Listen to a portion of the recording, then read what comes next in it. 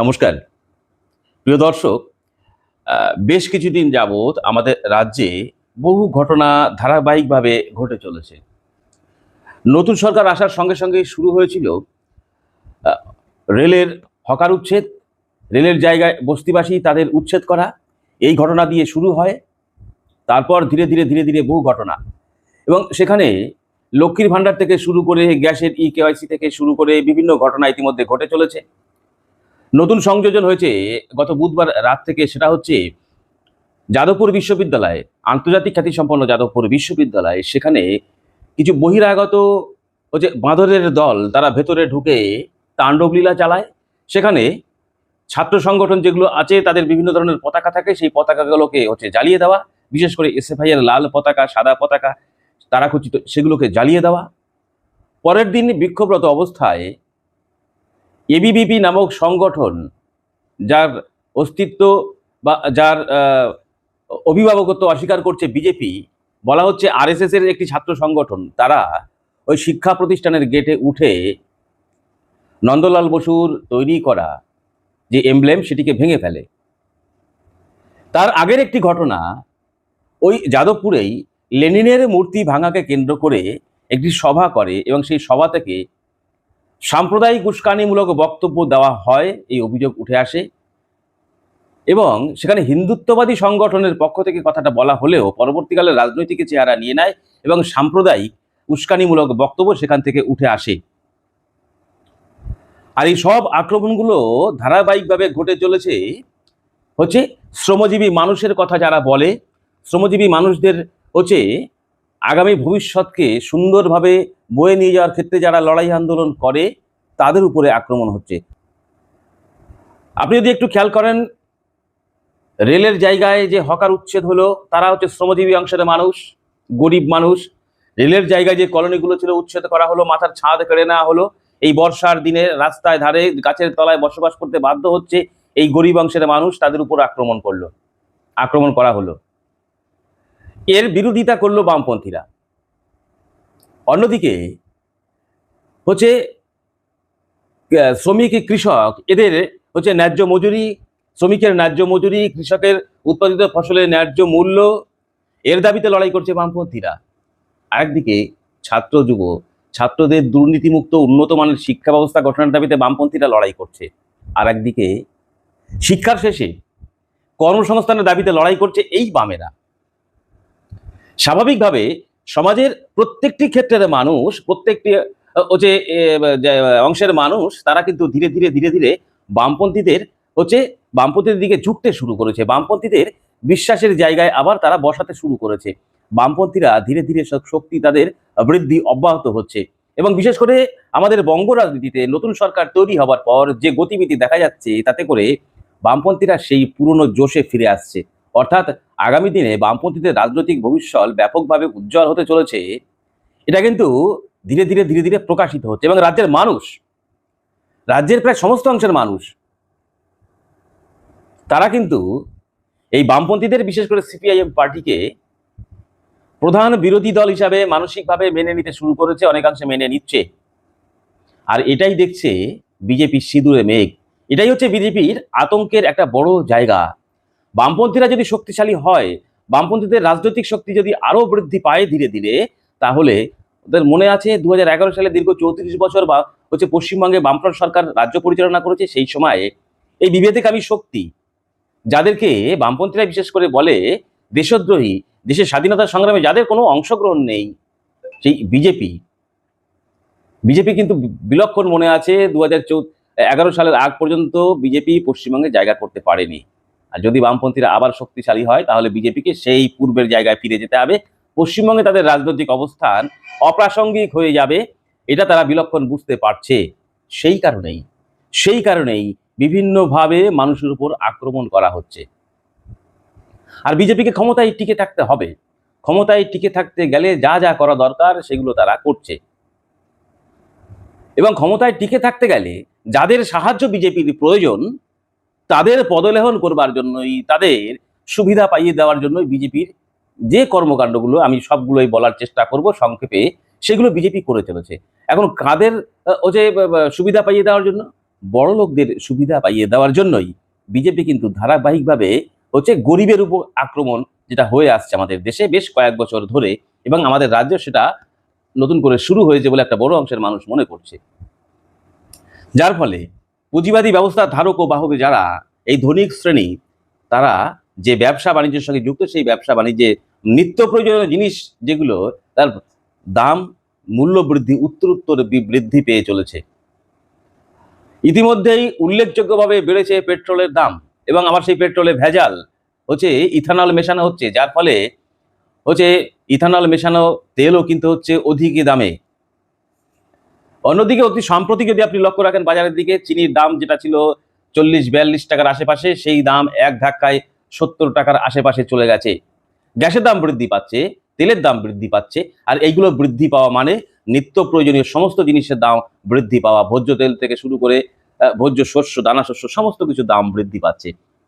মানুষের নাভিশ্বাস উঠছে, কারণ মানুষের কর্মসংস্থানের জায়গাটা ক্রমাগতভাবে ছোট হয়ে আসছে এই সরকারের আমলে। স্বাভাবিকভাবেই মানুষের কর্মসংস্থানের জায়গাটা ছোট হয়ে আসছে, মানুষ আর্থিকভাবে দুর্বল হচ্ছে। অন্যদিকে দ্রব্যমূল্য বৃদ্ধির কারণে মানুষ তার নিত্য প্রয়োজনীয় জিনিস সমস্ত কিছু থেকে কাটছাট করতে বাধ্য হচ্ছে, অভাব অনটনের মধ্য দিয়ে দিন কাটাচ্ছে। যে সমস্ত লোক 3 বেলা পেট পুরে হয়তো খেতে পারতো, তারা 3 বেলা পেট পুরে খেতে পারছে না। বহু সংখ্যক মানুষ দরিদ্র সীমার নিচে চলে যাচ্ছে, এরকম একটা অবস্থা। আর এটা যাতে মানুষ বুঝতে না পারে, সেই জন্য মানুষকে ব্যতিব্যস্ত করে রাখা। হকার উচ্ছেদ, তা নিয়ে আন্দোলন হবে। বস্তি উচ্ছেদ, তা নিয়ে আন্দোলন হবে। হিন্দু মুসলিমের উস্কানি দেওয়া, সাম্প্রদায়িক উস্কানি দেওয়া, তা নিয়ে আন্দোলন হবে। ছাত্র যুবরা যে দাবিতে লড়াই করছে, দুর্নীতিমুক্ত শিক্ষা ব্যবস্থা, উন্নত মানের শিক্ষা ব্যবস্থা, তা নিয়ে লড়াই হবে। এগুলো সুপরিকল্পিত করা হচ্ছে, মানুষের দৃষ্টিটাকে অন্যদিকে ঘুরিয়ে দেওয়ার পরিকল্পনা। সেই কারণেই এই কর্মকাণ্ডগুলো করা হচ্ছে, আর এগুলো করছে ওই বড় লোকদের সাহায্যার্থে। আর ক্ষমতায় টিকে থাকতে হলে ওই বড় লোকদের সাহায্য, এই শক্তিশালী রাজনৈতিক দল বিজেপি, তাদের প্রয়োজন। তারা কিভাবে সাহায্য করে বিজেপিকে আমরা প্রত্যেকেই জানি। যেটা ধরিয়ে দিয়েছিল বামপন্থীরা, সিপিআইএম পার্টি, সেটা ইলেকট্রাল বন্ড মারফত আর্থিক লেনদেনের বিষয়। তাদের এই সমস্ত সাহায্য পাওয়ার জন্য তাদের ঘুরপথে একটু সুবিধে পাইয়ে দেওয়া।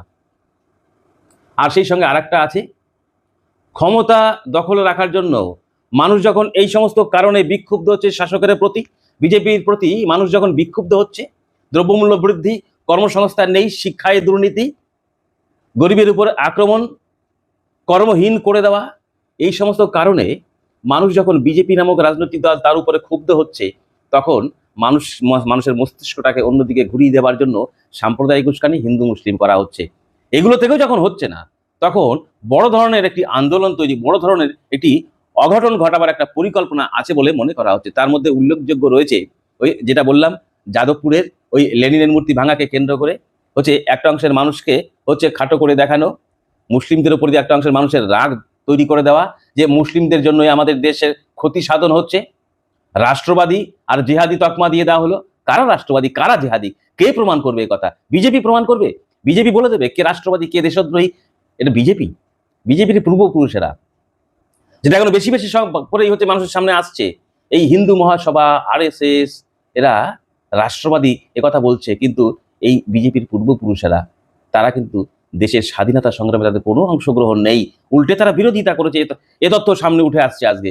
সেই কারণেই এদের কথা মানুষ আর বিশ্বাস করতে পারছে না। সেই কারণেই এই ধর্মনিরপেক্ষতা শব্দটাকে, জলাঞ্জলি ধর্মনিরপেক্ষ শব্দটাকে মানুষের মন থেকে মুছে দিতে হবে। আর এই কর্মকাণ্ড ঘটানোর জন্য দেখবেন, একটা জিনিস আমি আপনাদের বলি, ভিডিওটা বড় হলেও একটু শুনবার আবেদন থাকবে। আমাদের পশ্চিমবঙ্গের ক্ষেত্রে একটু লক্ষ্য রাখি, তাহলে আমরা দেখব, যারা আমরা স্কুল কলেজে যখন যারা পড়াশোনা করেছি, তাদের মধ্যে এই সাম্প্রদায়িক উস্কানিমূলক কোনো কথাবার্তা আমাদের মধ্যে ছিল না। স্বাভাবিকভাবেই আমরা এই যে হিন্দু মুসলিম, এই বিষয়টার সঙ্গে আমরা অভ্যস্ত নই। বাঙালিদের মধ্যে এটা যায় না, বাঙালির কাছে এটা সামঞ্জস্যপূর্ণ নয়, বাঙালিরা এটাকে অপছন্দ করে। এবং এই সাম্প্রদায়িক হিন্দু মুসলিম এটা করবার জন্য কোনো বাঙালি এগিয়ে আসতে চায় না। সেই কারণেই দেখবেন এই হিন্দুত্ববাদী সংগঠনের আমাদের পশ্চিমবঙ্গে ইতিমধ্যে এখনই দেখা যাচ্ছে, যারা এই বড় বড় মাথা, যারা প্রধান নেতৃত্বের মধ্যে রয়েছে, তাদের একটা বড় অংশ রয়েছে অবাঙালি। আমি কোনো অবাঙালিকে ছোট করছি না। পশ্চিমবঙ্গের সব ধর্মের মানুষের বসবাস করবার অধিকার আছে, সমস্ত ভাষাভাষী মানুষের বসবাস করবার অধিকার আছে, কারণ সাম্প্রদায়িক সম্প্রীতি হচ্ছে রাজ্য থাকার কথা পশ্চিমবঙ্গ ছিল একটা সময়। কিন্তু আশ্চর্যজনকভাবে এই অবাঙালি সংস্কৃতিটাকে বাঙালিদের মধ্যে ঢুকিয়ে দেওয়া। কিভাবে ঢুকিয়ে দেওয়া? আমি কোনো ধর্মকে খাটো করে দেখাতে চাইছি না। বাঙালি হিন্দুরা স্বাভাবিকভাবে কি ধরনের ধর্ম পালন করে? বাঙালিরা লক্ষ্মী পুজো, দুর্গা পুজো, সরস্বতী পুজো, কালী পুজো, বিপত্তারিণী পুজো, মনসা পুজো, এই ধরনের পুজো আচ্চাগুলোই বেশি করে থাকে বাঙালিরা। বাঙালির পুজো কখনোই ছিল না হনুমান পুজো, বাঙালির পুজোয় কখনোই এটা ছিল না রাম পুজো, বাঙালি রামনবমী এটা খুব একটা দেখা যেত না আমাদের পশ্চিমবঙ্গে। এটা অবাঙালিরাই সাধারণত বেশি এই উৎসবটা পালন করে থাকে। আজকে সুকৌশলে ওই সংস্কৃতিগুলোকে, ওই ধর্মীয় আচরণগুলোকে বাঙালিদের মধ্যে সুকৌশলে ঢুকিয়ে দেওয়ার একটা পরিকল্পনা, এবং তার নেতৃত্বে রয়েছে অবাঙালি সাংস্কৃতিক মনোভাবাপন্ন মানুষের লোকেরা। দেখবেন তারা শুদ্ধ বাংলায় কথা বলতে পারে না, অধিকাংশ ক্ষেত্রেই হচ্ছে তারা ভাঙা ভাঙা বাংলায় কথা বলে, অর্থাৎ বাঙালি সংস্কৃতির সঙ্গে তারা অভ্যস্ত নন। অথচ আশ্চর্যজনকভাবে অবাঙালি সংস্কৃতিগুলোকে আমাদের মধ্যে চাপিয়ে দেওয়ার, বাঙালিদের মধ্যে চাপিয়ে দেওয়ার একটা সুকৌশল প্রচেষ্টা লক্ষ্য করা যাচ্ছে। অন্যদিকে বাঙালিরা যে ধর্মীয় সংস্কৃতি, বিশেষ করে হিন্দু বাঙালিরা যে ধর্মীয় আচার আচরণ পালন করে, তার অধিকাংশ ক্ষেত্রে দেখা যায় এই সমস্ত জায়গায় সেই আচার আচরণগুলো পালন করা হয় না। তাহলে তাদের সংস্কৃতিটাকে বাঙালিদের মধ্যে চাপিয়ে দেওয়া, আমাদের সংস্কৃতিটাকে, বাঙালিদের সংস্কৃতিটাকে গ্রহণ না করা, এর একটা বড় পার্থক্য কিন্তু ইতিমধ্যে তৈরি হয়ে যাচ্ছে। আর বাঙালিরা এরা জানে ধর্ম একটি স্পর্শকাতর জায়গা, ধর্মের সুরসুরিটা দিলে ধর্মতে মানুষ দুর্বল, সেই কারণে ধর্মের সুরসুরি। আর বাঙালিরা সেগুলোকে নিয়ে আমরা একটু হচ্ছে আনন্দ উপভোগ করছি, আমরা মেনে নিচ্ছি, মেনে নিতেই পারেন, এর কারোর কোনো বাধা নেই। কিন্তু তাদের সংস্কৃতিটাকে আমাদের মধ্যে ঢুকিয়ে দেওয়া হচ্ছে, আমাদের কোনো সংস্কৃতি তারা নিচ্ছে না। এটা কেমন দ্বিচারিতা হয়ে গেল না? আমার প্রশ্ন রইল আপনাদের কাছে। এটার একটা দিক গেল। অন্যদিকে যুব সমাজ, ছাত্র সমাজ, তাদের মস্তিষ্কটাকে বিকৃত করে দেওয়া। যাদবপুরের মতো একটি বিশ্ববিদ্যালয়, আন্তর্জাতিক খ্যাতিসম্পন্ন বিশ্ববিদ্যালয়, সারা বিশ্বব্যাপী যার খ্যাতি ছড়িয়ে রয়েছে, যেখান থেকে হচ্ছে শিক্ষা অর্জন করে দেশ পৃথিবীর বিভিন্ন জায়গায় উঁচু উঁচু পদে রয়েছে বিজ্ঞানী, গবেষক, এখান থেকেই তৈরি হয়েছে। সারা দেশের মুখ, বাংলার মুখ উজ্জ্বল করেছে এই যাদবপুর। সেখানে গিয়ে আজকে ধর্মীয় সুরসুরি দেওয়ার একটা পরিকল্পনা, ছাত্রছাত্রীদের মধ্যে ধর্মীয় সুরসুরি। আচ্ছা বলুন তো, সেখানে তো লেখাপড়া হবে, লেখাপড়া যুক্তিবাদী লেখাপড়া হয়, কম পয়সায় ছাত্রছাত্রীরা সেখানে হচ্ছে পঠন পাঠন করবার সুযোগ পায়, সেখানে মুক্ত চিন্তার হচ্ছে পাঠ দেওয়া হয়, সেখানে যুক্তিবাদের পাঠ দেওয়া হয়, যেখানে কোনো কুসংস্কারের জায়গা থাকে না। স্বাভাবিকভাবেই তো এই যাদবপুরের মতো বিশ্ববিদ্যালয়গুলো হচ্ছে মানুষ গড়ার কারিগর তৈরি করে। শিক্ষকরা মানুষ গড়ার কারিগর, আর সেই মানুষ গড়ার কারিগর তৈরি হয় এই যাদবপুরের মতো বিশ্ববিদ্যালয়গুলো থেকে, কলেজ বিশ্ববিদ্যালয়গুলো থেকে। মানুষের উন্নত চেতনার জন্ম হয় এখান থেকেই, মানুষের যুক্তিবাদের জন্ম হয় এইখান থেকে, মানুষের মধ্যে মুক্ত চিন্তার জন্ম হয়, গণতান্ত্রিক ভাবে সাংবিধানিক অধিকার হচ্ছে ভোগ করবার চেতনা জাগে এখান থেকে। সেখানে আক্রমণ করতে হবে। সেই কারণেই এই শিক্ষা প্রতিষ্ঠানগুলোর উপরে আক্রমণ। আজকে রাতের অন্ধকারে কেন যেতে হবে? যদি কলেজ বিশ্ববিদ্যালয়ের ছেলে মেয়েরা সঠিক আচরণ না করে থাকে, তার জন্য কলেজ কর্তৃপক্ষ রয়েছে, সরকার রয়েছে, প্রশাসন রয়েছে। তার জন্য বাইরে থেকে মানুষ গুন্ডাদের ভেতরে গিয়ে তাণ্ডবলীলা চালাতে হবে কেন? তারা বলছে শিক্ষা দিতে, শিক্ষা দিতে সেখানে যাচ্ছে। কে বলেছে? কে অধিকার দিয়েছে ওই ছাত্রছাত্রীদের শিক্ষা দেওয়ার? বাইরের গুন্ডাদের গিয়ে এই অধিকার তো কেউ দেয়নি।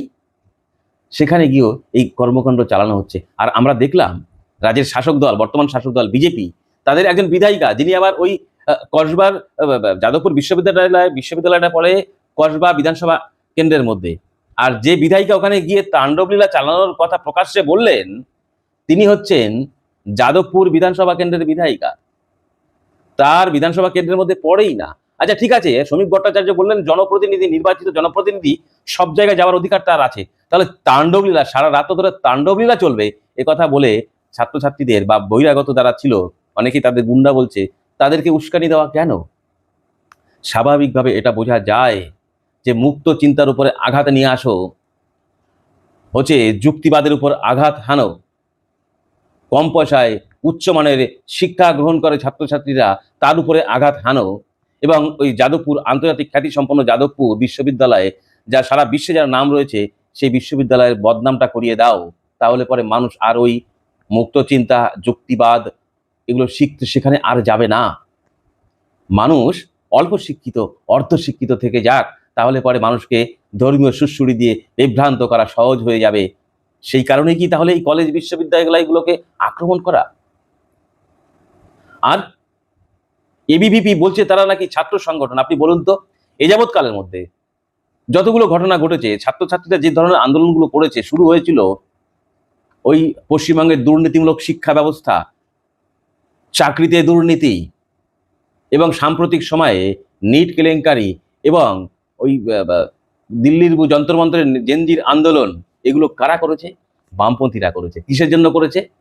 দুর্নীতির বিরুদ্ধে, উন্নত মানের শিক্ষা ব্যবস্থা গঠন এবং শিক্ষা ব্যবস্থায় বেসরকারীকরণের বিরুদ্ধে লড়াই করছে এই এসএফআই, ডিওএফআই, বামপন্থী ছাত্রছাত্রীরা, ককরোচ জনতা পার্টির ছেলে মেয়েরা। সেখানে বিজেপি বা আরএসএস এর যে ছাত্র সংগঠন এবিভিপি, একজন আগেও দেখা গেছে এই দুর্নীতির বিরুদ্ধে লড়াই করতে। স্বাভাবিকভাবেই এই যুব সমাজে, ছাত্র সমাজ বামপন্থীদেরকেই আঁকড়ে ধরছে। বামপন্থী ছাত্র সংগঠনের সঙ্গে, বামপন্থী যুব সংগঠনের সঙ্গে ছাত্র সমাজ, যুব সমাজ ক্রমাগতভাবে জড়ো হচ্ছে। এসএফ এর পতাকা তলে, ডিওএফ এর পতাকা তলে ক্রমাগতভাবে যুব সমাজ, ছাত্র সমাজ একত্রিত হয়ে লড়াইগুলো করছে। আর এই যুব সমাজের, ছাত্র সমাজ ডিওএফআই, এসএফআই এর পতাকা তলে যদি হাজির হয়, স্বাভাবিকভাবে এই সংগঠনগুলোর শক্তি বৃদ্ধি করবে। আর এই সংগঠনগুলোর শক্তি বৃদ্ধি মানে বামপন্থী সংগঠন, সব থেকে বড় কথা হচ্ছে সিপিআইএম শক্তি বৃদ্ধি করা, বামপন্থীদের শক্তি বৃদ্ধি হবে। কারণ শ্রমজীবী মানুষ, বস্তিবাসী, হকার, মহিলারা, কৃষক, ক্ষেতমজুর, ছাত্র, যুব সমস্ত অংশের মানুষ ধীরে ধীরে সিপিআইএমকেই বিশ্বস্ত রাজনৈতিক দল বলে মেনে নিতে শুরু করেছে, বামপন্থীদের বিশ্বস্ত রাজনৈতিক দল, এবং মুক্তির পথের দিশারি মনে করছে এই বামপন্থীদের রাজ্যের মানুষ, দেশের মানুষ। সেই কারণেই সমস্ত অংশের মানুষ এই লাল ঝান্ডার তলে হাজির হচ্ছে, সিঁদুর মেঘ দেখছে বিজেপি। সেই কারণেই আজ কলেজ, বিশ্ববিদ্যালয়ে শ্রমজীবী মানুষ, শ্রমিক, কৃষক, ক্ষেতমজুর, মহিলা, এদের উপরে আক্রমণ করে মানুষের দৃষ্টিটাকে অন্যদিকে ঘুরিয়ে দাও, মানুষকে ভয় পাইয়ে দাও, মানুষ যাতে বামপন্থীদের সঙ্গে এসে বামপন্থীদের শক্তি বৃদ্ধি না করে মানুষের মধ্যে ভয় ধরিয়ে দাও। আর সেই ফাঁক দিয়ে, তার পেছন দিয়ে ওই যেটা শুরু করলাম যে কথা বলে, বড় লোকদের সুবিধা পাইয়ে দেওয়া, তাদের থেকে কিছু সুযোগ সুবিধা নিয়ে নিজেদেরকে বিভিন্নভাবে শক্তিশালী করে, বিভিন্ন কৌশলে নিজেদেরকে ক্ষমতায় টিকিয়ে রাখার কৌশল নিয়েই এই ধরনের মানুষকে বিভ্রান্ত করবার মতো বিভিন্ন কৌশল। লক্ষ্য তাদের একটাই, ক্ষমতায় টিকে থাকা। লক্ষ্য তাদের একটাই, বড় লোকদের সুবিধা পাইয়ে দেওয়া। সেই কারণেই মানুষকে বিভ্রান্ত করবার জন্য এতক্ষণ ধরে যে কথাগুলো বললাম, সেই কর্মকাণ্ডগুলো ঘটানো, মানুষকে বিভ্রান্ত করে তাদের মস্তিষ্কটাকে অন্যদিকে ঘুরিয়ে দিয়ে, মাঝ গান দিয়ে নিজেদের ক্রিমটাকে তুলে নেওয়া। এটা শ্রমজীবী অংশের মানুষ, ছাত্র যুবরা মেনে নিতে পারছে না। সেই কারণেই তো ঐক্যবদ্ধ সংগ্রাম শুরু হয়েছে বামপন্থীদের হাত ধরেই। এটা ছিল আমার আজকের এই পর্বের প্রতিবেদনের বিষয়। যদি আপনার মনে হয় এই প্রতিবেদনের বিষয়টা বহু সংখ্যক মানুষের কাছে পৌঁছে যাওয়া প্রয়োজন, তাহলে প্রতিবেদনটিকে প্রচুর পরিমাণে শেয়ার করে বহু মানুষের কাছে পৌঁছে দেওয়ার ব্যবস্থা করবেন। দেখা হবে পরবর্তী আর একটি প্রতিবেদনের সঙ্গে। ততক্ষণ ভালো থাকুন, সুস্থ থাকুন।